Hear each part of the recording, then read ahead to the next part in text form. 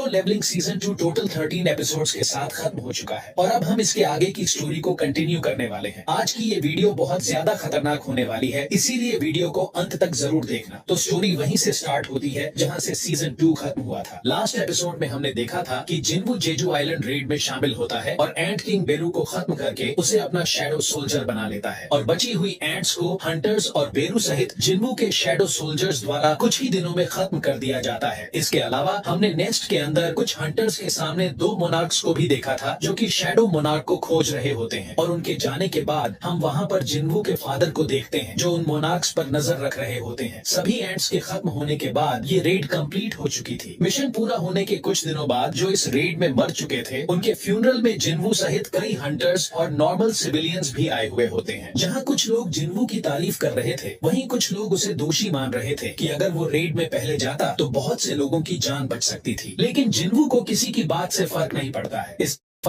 है। इसके अलावा गोगन ही द्वारा जिन्वू को खुद का गिल्ड बनाने की परमिशन मिल जाती है और अंत में हमने देखा था कि जिन्वू को एक बी रैंक गेट का मिशन मिलता है और वो अकेले ही गेट के अंदर चला जाता है। लेकिन अंदर जाने के बाद वो गेट रेड गेट में कन्वर्ट हो जाता है, जिसके बाद जिन्वू अपने सभी सोल्जर्स की हेल्प से वहां के मॉन्स्टर्स को खत्म करना स्टार्ट कर देता है। तो चलिए अब आगे की वीडियो को स्टार्ट करते हैं। नेक्स्ट के अंदर हमने जिन 2 मोनार्क्स को देखा था उन्हीं में से एक फ्रॉस्ट मोनार्क शिलाद को हम किसी जगह पर देखते हैं जिसे रूलर्स एक बार फिर चकमा दे चुके हैं। तभी वहां पर एक और मोनार्क योगुमुंड आता है जो कि फ्रॉस्ट मोनार्क को रूलर्स की इन्फॉर्मेशन देने के लिए आया होता है। योगुमुंड शिलाद को बताता है कि रूलर्स ईस्ट में मौजूद यानी कि साउथ कोरिया में लेगिया को फ्री करने वाले हैं। इसके अलावा वो शिलाद को बताता है कि greatest fragment of brilliant light भी वहीं पर है। उन दोनों की बातचीत चल ही रही होती है कि तभी वहां पर जिन्वू का फादर आ जाता है। वो समझ जाता है कि ये लोग साउथ कोरिया में जाने का प्लान कर रहे हैं। दोनों मोनार्क्स उसे वीक समझते हैं और उसे इग्नोर करते हुए वहां से जाने लगते हैं। इल्हॉन तुरंत उन पर अटैक कर देता है लेकिन शिलाद उसके अटैक को रोक लेता है जिससे खतरनाक एक्सप्लोजन होता है। दूसरी तरफ हम रेड गेट के अंदर जिन्वू को देखते हैं जिसके सामने अब उस रेड गेट का बॉस आ चुका होता है। बॉस हैरान था क्योंकि उसके बहुत सारे सोल्जर्स मारे जा चुके थे। गेट का बॉस जिन्वू को बोलता है कि अब वो यहाँ से बचकर नहीं जा सकता है क्योंकि उसके सोल्जर्स चारों तरफ छिपे हुए हैं जो उसे यहीं खत्म कर देंगे। लेकिन बीस्ट हैरान हो जाता है क्योंकि वहां पर कोई नहीं आता है। जिन्वू को उसकी बातें फनी लग रही होती हैं। इसके बाद जिन्वू अपने सोल्जर्स को बुलाता है जो कि उसके सभी मॉन्स्टर्स को पहले ही खत्म कर चुके थे और ये देखने के बाद वहां के बॉस की पूरी तरह से फट चुकी थी और अब जिन्वू की पूरी आर्मी वहां पर आ चुकी थी। जिन्वू के ऑर्डर मिलते ही उसके शैडो सोल्जर्स सभी मॉन्स्टर्स को खत्म करने लगते हैं। बॉस जिन्वू की तरफ आने लगता है लेकिन बेरू और इग्रिस वहां के बॉस की बैंड बजा देते हैं और अंत में कार्गलन ग्रेविटी एक्सीलरेशन का यूज करके उसे बहुत ज्यादा डैमेज करते हुए नीचे गिरा देता है। जिसके बाद जिन्वू वहां के बॉस से बोलता है कि अगर वो उसके सवालों के जवाब देगा तो वो उसे बिना दर्द की मौत देगा। लेकिन इससे पहले कि जिन्वू कुछ पूछ पाता सिस्टम उसे रोक देता है। जिसके बाद जिन्वू ज्यादा कोशिश भी नहीं करता और इस बॉस को खत्म करके इस रेड को कंप्लीट कर देता है। डंजन को कंप्लीट करने के बाद जिन्वू को रैंडम लूट बॉक्स से एक की मिलती है। जेजू आइलैंड की रेड के बाद जिन्वू का लेवल 100 हो चुका था जिसकी वजह से उसे ये की मिलती है। ये कोई नॉर्मल की नहीं थी क्योंकि ये की उस डबल डंजन के मिशन के लिए थी जहां पर जिन्वू एक बार मर चुका था। जिन्वू उस जगह को कभी भूल नहीं सकता है क्योंकि ये की कार्टनन टेम्पल की होती है और इतने टाइम के बाद वहां का गेट ओपन होने वाला था। जिन्वू सोच रहा होता है कि सिस्टम उसे दोबारा उस जगह बुला रहा है जहां से इन सब की शुरुआत हुई थी, लेकिन अब वो पहले से बदल चुका है। जिन्वू सोचता है अगर ये पूरा प्लान पहले ही बन चुका है और वहां कोई उसके लौटने का वेट कर रहा है तो वो उसका वेट करे क्योंकि वो जल्द ही वहां वापस जाने वाला है। वहीं हमें कार्टनन टेम्पल के अंदर का ये खतरनाक सीन दिखाया जाता है जहां जिन्वू बहुत जल्द वापस जाने वाला है और इस बार वहां बहुत कुछ खतरनाक होने वाला है। दूसरी तरफ हम जिन्हों को देखते हैं जो कि गुस्से में लाल हो रहा होता है क्योंकि जिन्वू पर बहुत सारे लोगों ने कंप्लेंट किया था जिसकी फाइल्स उसकी टेबल पर थी कि मौत आ जाता है। वो जिन्हों को थैंक यू बोलता है क्योंकि वो बहुत ज्यादा काम कर रहा था। दरअसल परमिशन मिलने के बाद ये दोनों अपना खुद का गिल्ड बनाने की तैयारी कर रहे होते हैं। जिन्हों हैरान होकर सोचता है कि जिन्वू बिना ट्रेस के कभी भी गायब हो जाता है और एकदम से सामने भी आ जाता है। जिन्वू के पास एक बैग में बहुत सारे माना क्रिस्टल्स होते हैं जिन्हें उसने कुछ देर पहले की रेड को खत्म करने के बाद हासिल किया था। जिन्वू उन माना क्रिस्टल्स को जिन्हों को देते हुए बोलता है कि तुमने बोला था कि गिल्ड को स्टार्ट करने के लिए पैसों की जरूरत पड़ेगी जिसके लिए ये काफी होंगे। जिन्हों क्रिस्टल्स को देखकर खुश हो जाता है। वो बोलता है कि हमें एक ही एम्प्लॉय को पेमेंट करना होगा इसीलिए ये जितना चाहिए उससे भी ज्यादा है। जिन्वू एम्प्लॉय सुनते ही हैरान हो जाता है। तब जिन्हों उसे याद दिलाता है कि खुद का गिल्ड खोलने के लिए उन्हें 3 मेंबर्स चाहिए जिसमें कम से कम guild master, vice guild master और एक एडिशनल मेंबर होना चाहिए। इसके बाद जिन्हों उससे पूछता है कि क्या आपने गिल्ड का नाम सोच रखा है। इस पर जिन्वू अजीब सा फेस बना लेता है क्योंकि वो ये चीज भूला हुआ था। तब जिन्हों उसे बताता है कि अरे सर ये तो सुपर डुपर इंपॉर्टेंट है। इसके बाद दोनों खुद के गिल्ड का नाम सोचने लगते हैं। जिन्हों बहुत सारे नाम सोचता है लेकिन उसे कुछ समझ नहीं आ रहा था। तभी जिन्वू बोलता है कि सोलो प्लेयर गिल्ड नाम के बारे में क्या ख्याल है। ये जिन्वू आ जाता है। ये नाम सुनते ही जिन्हों पूरी तरह शॉक हो जाता है। जिन्वू बोलता है कि मैं अकेले हंटिंग करता हूँ तो ये नाम सही होना चाहिए। जिन्हों भी सोच रहा होता है कि कैसा मजाक है क्योंकि वो चाहता चाहता था कि गिल्ड के नाम में उसका भी रोल दिखे। तभी वहाँ पर कोई आ जाता है और गेट नॉक करता है। गेट खोलते ही वो दोनों देखते हैं कि बाहर चाहे खड़ी है। वो उन्हें बताती है कि वो जिन्वू का गिल्ड ज्वाइन करने आई है। जिन्वू को लगता है कि उसे चेयरमैन ने भेजा होगा या फिर उसे चोई ने अपने गिल्ड से निकाल दिया होगा। तब चाहे बताती है ऐसा कुछ नहीं है। तब जिन्वू पूछता है कि अगर ऐसा कुछ नहीं है तो तुम हमारे सोलो प्लेयर गिल्ड को क्यों ज्वाइन करना चाहती हो। गिल्ड का नाम सुनकर चाहे इन भी शॉक हो जाती है। वहीं जिन्हो भी हैरान होकर बोलता है कि आपने ये नाम रख भी लिया, हमने तो अभी ठीक से सोचा ही नहीं, अभी तो सिर्फ बात ही चल रही थी। इस पर जिन्वू बोलता है कि तुमने कुछ नहीं बोला तो मुझे लगा कि तुम्हें ये नाम पसंद होगा। जिन्वू चाहे इनकी धड़कन फील कर पा रहा था कि वो कुछ छिपा रही है। वो समझ नहीं पा रहा था कि वो सबको छोड़कर उसी का गिल्ड क्यों ज्वाइन करना चाहती है। वहीं चाहे इन किसी भी हाल में जिन्वू का गिल्ड ज्वाइन करना चाहती थी क्योंकि वो उसे पसंद करती थी। कारगलन वाले डंजन के बाद से ही वो जिन्वू के बारे में हमेशा रिसर्च करती थी।